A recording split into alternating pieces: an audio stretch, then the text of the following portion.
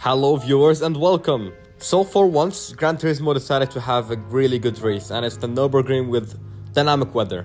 I've seen it before in the form of 2 laps, but this one is 6 laps, so basically triple the duration. So as the cars line up, the clock starts ticking, it lights out and away we go. Starting in first, not much I can do aside from look behind until we start approaching the corner, which is about right in front of us. Usually you brake just after the 150-meter board, but since we're starting, in the middle of the track, I didn't really have a braking reference, so I braked way too early, hence the car going beside me. But you can see I just barely cut him off and I gave him a bit too much space, so he sends one down my inside, nearly sending me off the track by hitting my rear bumper. So now we're side by side heading into turn 3.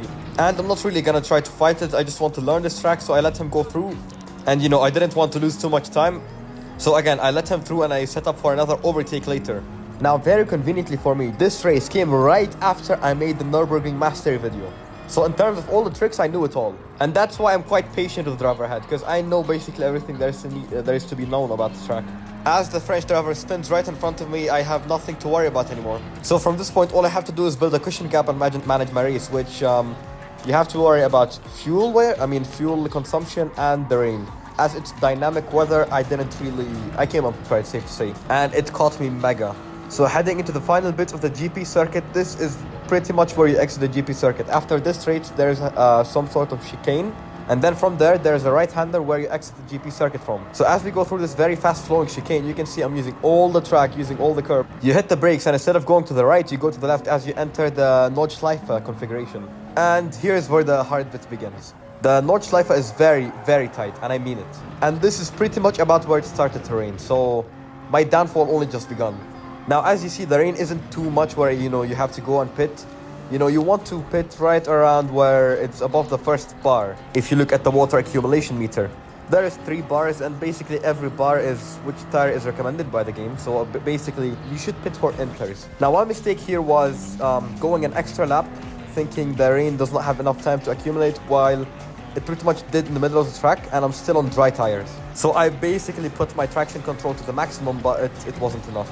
As we go over what usually would be a jump, basically I lose control and smash into the barriers. Not really much I can do in terms of anything, because my mistake was made basically half a lap ago. So now as I come into the pits, I am ready. I am so ready to switch the inters and maybe clutch back some of my positions, but I did not buy any of the tires, not even the wets. So I had to basically hide the pain and slowly watch my sanity disintegrate in front of me as the car exits the pit, and I basically quit the race. I never had a chance to begin with. I didn't even have the tires. So into my second race, this one wasn't any better, to be fair. I bought the tires, I was already hyped up, so I was, excited. I was like, yeah. I put in a qualifying lap which is faster than the one before by 3 seconds. And now as the clock starts ticking, the cars line up, it lights out and away we go. Now as we accelerate, usually the Supra would pull away from the Porsche since it has better engine and generally a faster car. The reason is I wanted to save fuel all the way through the race, and I was in fuel mix 3. Now you can see the Porsche being very aggressive as I get touched from behind, as well as by the Porsche, and somehow I stay in the lead. But the Porsche is slowly creeping on my inside, and you're gonna see him, he nearly sends me off the track again. And for some reason, people just don't know how to drive. Everyone is basically smashing into everyone, despite me being in sportsmanship A lobbies, as the Martini Porsche demonstrates a skill issue, and sending me very, very wide. So now I'm basically sent all the way back to P6, but I kind of did dirty too and smashed the driver off, but I had it. I was pretty pissed. So for me to get back into where I was, I need to overtake these 4 drivers, and you can see I didn't have to work much to overtake one of them since he already was smashed off the track. And I don't even have to work much harder since the Audi has a penalty. So the Porsche and the Audi going into a small disagreement, and I take advantage of it and I go slip on the inside of the Audi. And now getting ready to overtake the Porsche, I'm basically gonna attempt to slipstream him down the straight, hoping that my engine mode won't slow me down too much. But to be fair, it did slow me down too much. So if I want to get any chance on the straight to the Porsche, I basically have to, switch the engine a little higher, but then I'll have too much fuel consumption as I demonstrate a skill issue myself and go off the track. And now the Audi's back in the mix. So I immediately blocked the inside, a bit dirty, and I kind of was late on the brakes, so yeah, he kind of smashed into that barrier. Apologies, but there's a race that I need to win. Now the 4 seconds I need to make to the lead, I could make that very easily, but cars fighting me is what makes it a little more difficult. And I'm just not fighting any car today, I'm just not really in the mood to be punted off, so I'm basically letting them overtake with very little resistance, because him overtaking me is better than me visiting the barrier. Because I got the pace, I just don't want to fight other drivers. Because this track, people will fight here, and this track is not really made for fighting. Like most of the notch LIFO configuration, you can say 80% of it you cannot overtake. As you can see, the car behind me is very eager to overtake me, but he just does not have any chance to. It's a very, very tight and slim track which is very difficult to overtake in these GR3 cars since they're kind of big. And I'm getting a bit of a benefit by keeping this Audi behind since, I'm fuel saving.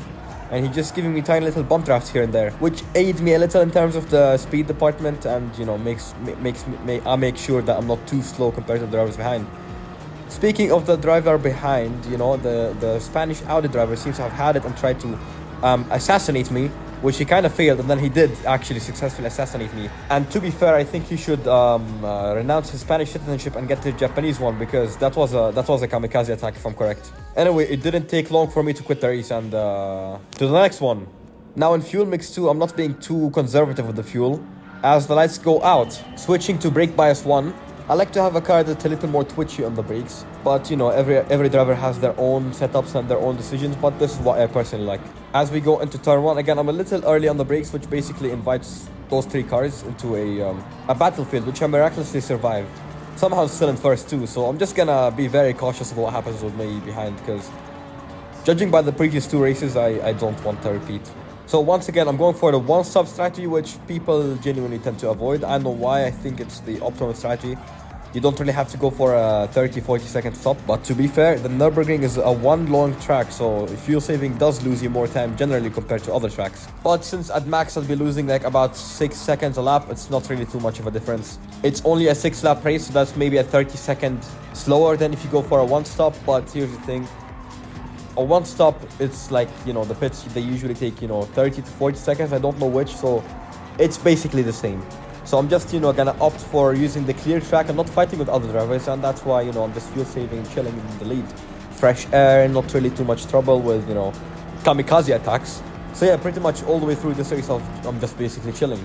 So once again, as we exit the GP layout for the first time on this race, I basically built about a 2-3 second gap to the drivers behind, and you can see they're not even close. And this dominance will carry through actually. I'm pretty much faster everywhere. My lap time is top 2004 globally, so there isn't really much drivers who can beat me in terms of, 1 lap speed.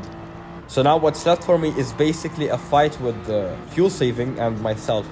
Now here's the thing, I never really do these super long races, aside from the PSGL races. And the thing with PSGL races, you get to rest. You get to rest for like once or twice during the pit stops. You get like, a good 10-20 second rest. You can drink some water, lay back, relax a little. Yeah, this was basically a constant 1 hour race, not even a single break. So I haven't really practiced for a duration, which I usually do in the PSGL races. But the thing is, my mental endurance went down since I haven't participated in any PSGL race since like a couple of months now. So to say I was rusty was pretty much an understatement. As you saw, I did make a couple of mistakes here and there. And a racing driver said this: to nail Nürburgring, you need to be absolutely nuts. I think it was Niki Lauda, not sure. And yes, to complete a single lap without any sort of mistake, it's not easy. It's actually quite difficult. Even my dominant qualifying lap had a mistake where I smashed into the wall, which about cost me 1-2 seconds. I cannot really tell unless I don't do that mistake. So, my prediction has to be within that 1-2 seconds. But again, my lap time could have been even more dominant than it already is. But once again, we don't live in a perfect world, and yeah, I couldn't really set a lap time where I didn't hit the wall. And yeah, on that qualifying lap, this is pretty much about where I hit the wall. Not this wall, the wall after it, but yeah. You can see the fuel saving kind of got to me and started, screwing with my brain a little. As you can see, I'm basically in fuel mode 6, doing anything to save as much fuel and like basically not doing any unnecessary braking. As we cross the line, we have 1.1 laps of fuel, so I just switch it back to fuel mode 2, and I'm basically, a little less worried about it. So as we switch to the halfway point, basically the 4 minute point around the track, you can see I'm basically making a mistake everywhere. My wires are a bit worn. My tires are a bit worn, and you can see the gap to the driver behind is decreasing because, as you can see, I'm very unsure about the fuel saving. And here on the 6 minute point, I make another silly mistake, and the gap is just about the same, but I make another mistake which decreases the gap. Again, I did not build the mental endurance to this race, and I basically had no practice. Hence why I'm making a couple of very unnecessary mistakes or very silly mistakes on the end of the the end of the race, which all I have to do is survive for 2 more minutes. So as we approach the 7 minute point on this lap, you can see the fuel I have about 9% of fuel remaining. Actually, 5% of fuel. I read that wrong. So I'm becoming very, very cautious and being very aggressive with my fuel saving. And all of that, I'm doing that in preparation for the exit, which I don't immediately switch down the fuel saving, but as I get closer to the end of the race, you can see me, I'm switching the fuel down and down. As I approach the final bit of the race, I'm basically now on fuel mode 1, and I'm pedal to the metal. As I go through these corners for the final time, I have a little bit of wheel spin, which I immediately correct. I power my way out of the exit, and I'm running to the checkered flag with a respectable but non-dominant 7-second gap.